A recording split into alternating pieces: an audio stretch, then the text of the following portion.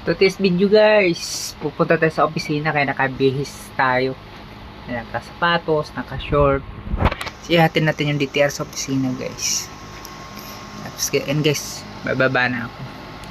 Dito na ako sa LRT guys, sa Libertad Station sasakay na ako guys.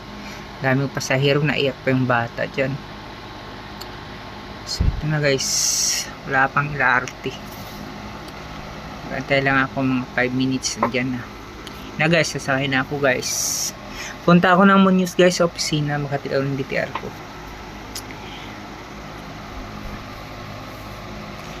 Guys, ang ganda ng mga view dito guys. Manila. Sarap ang buhay sa Manila pag maraming pera guys. Pag wala, mahirap din. Guys, dito na ako guys. Balik na ako guys. Guys, bye bye.